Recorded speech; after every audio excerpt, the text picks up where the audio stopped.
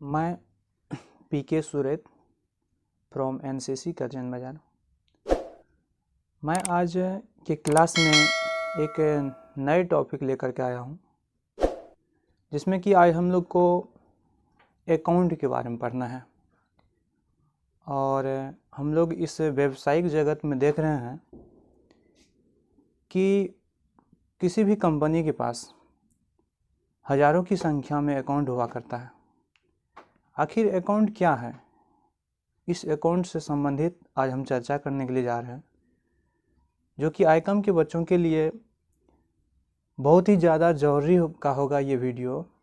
और वो बच्चे का जो डाउट है, जो कन्फ्यूजन है, वो सारा डाउट इसमें क्लियर हो जाएगा। क्योंकि हम लोग जानते हैं कि इस व्यावसायिक जगत में कहा गया है क्या कि if capital is not lost nothing is lost. If capital is lost nothing is lost. If customers are lost something is lost. If customers are lost something is lost, but goodwill is lost everything is lost। तो हम लोगों को अपनी goodwill को बचाना है, हम लोगों को अपनी ख्याति के बारे में समझना है और इन्हीं उद्देश्य के साथ आगे बढ़ना है। तो चलिए आज हम लोग चर्चा करते हैं। आज हम लोग बात करते हैं कि आज का जो टॉपिक है ये है अकाउंट। अकाउंट क्या है? तो an account is a summarised and systematic record of all the business transactions relating to a particular person, item और थिंग एट वन प्लेस।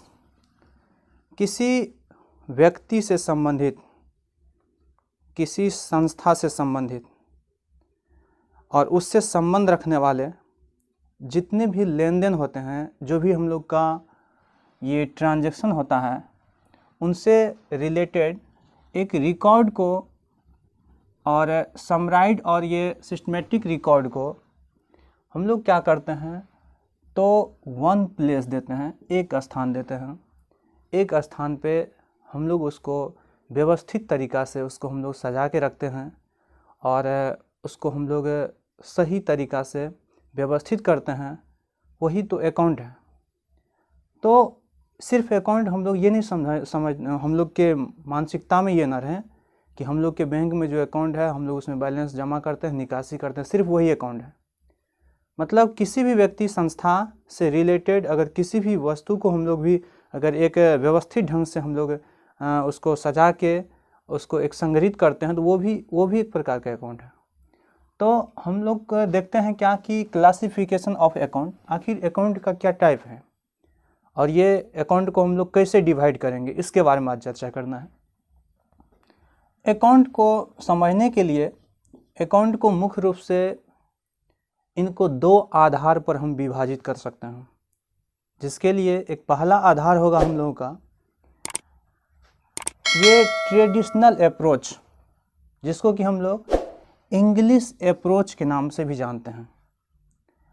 आखिर एक है क्या कि दूसरा जो है वो है मॉडर्न अप्रोच, जिसको हम लोग ये अकाउंटिंग इक्वेशन अप्रोच और इसी को हम लोग अमेरिकन अप्रोच के नाम से भी जानते हैं। कहने का मतलब कि अकाउंट का जो विभाजन किया गया है वो एक है ट्रेडिशनल, एक है मॉडर्न। जो पारंपरिक आधार पर अकाउंट को बांटा गया है उसको हम लोग इस पार्ट में समझेंगे कि आखिर ये ट्रेडिशनल अप्रोच के आधार पर, जिसको कि हम लोग ये इंग्लिश अप्रोच भी बोलते हैं, उनके आधार पर इसको कैसे डिवाइड किया गया है। और फिर हम लोग को सेकेंड स्टेप में समझना है कि मॉडर्न अप्रोच या अकाउंटिंग इक्वेशन अप्रोच या अमेरिकन अप्रोच के आधार पर अकाउंट को कैसे डिवाइड किया गया है। तो चलिए हम लोग सबसे पहले चलते हैं ये ट्रेडिशनल अप्रोच के आधार पर अकाउंट को कैसे डिवाइड किया गया है, इनको कैसे बांटा गया है, इन चीज़ को हम लोग सबसे पहले समझते हैं। तो ट्रेडिशनल अप्रोच के आधार पर अकाउंट को मुख्य रूप से दो भागों में बांटा गया है।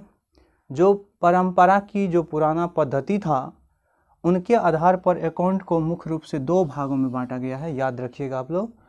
और इसको कैसे डिवाइड किया गया है, आखिर ट्रेडिशनल अप्रोच जो है इसके आधार पर जो दो भागों में इनको बांटा गया है, जिसमें पहला है पर्सनल अकाउंट और दूसरा है इम्पर्सनल अकाउंट, अर्थात व्यक्तिगत खाता और अव्यक्तिगत खाता।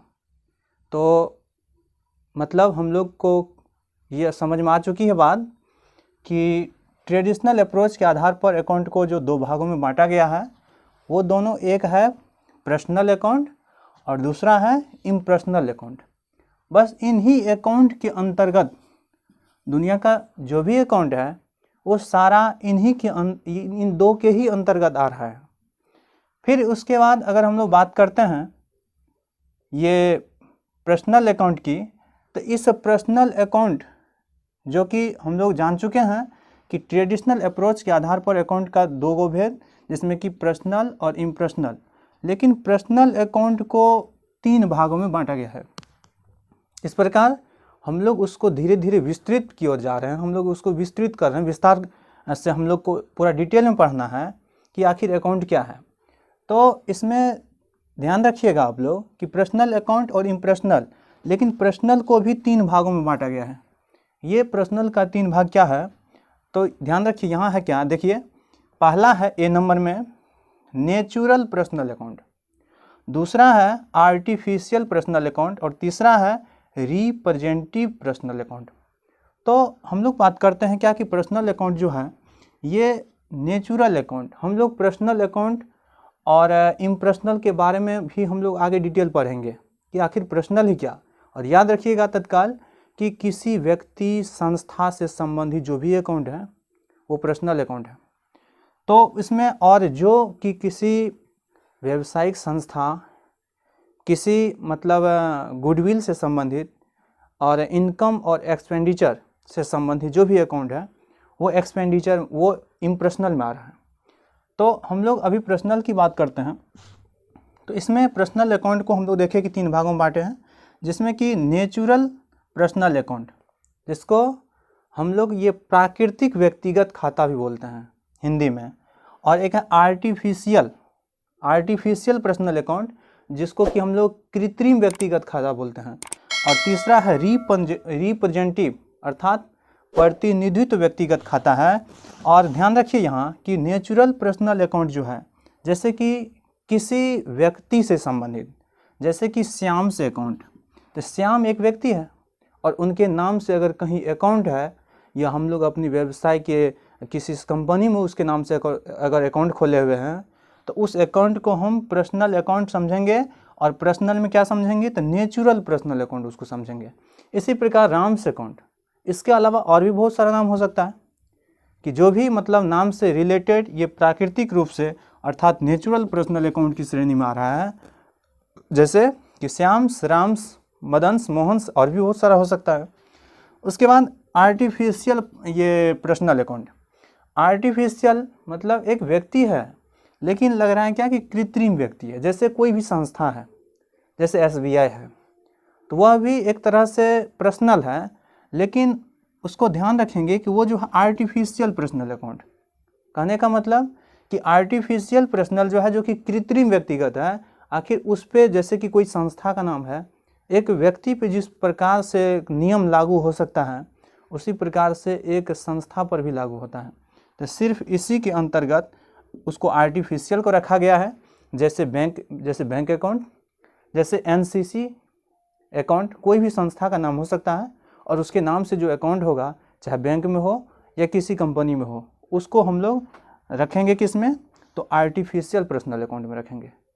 और उसके बाद तीसरा है रिप्रेजेंटेटिव पर्सनल अकाउंट, रिप्रेजेंटेटिव जो कि प्रतिनिधित्व कर रहा है किसी मतलब ये अकाउंट का, अर्थात इसमें आ जाता है क्या, तो कैपिटल अकाउंट जिसको हम लोग पूंजी खाता बोलते हैं, ड्रॉविंग अकाउंट, और इसके अलावा और भी ढेर सारा अकाउंट आएगा।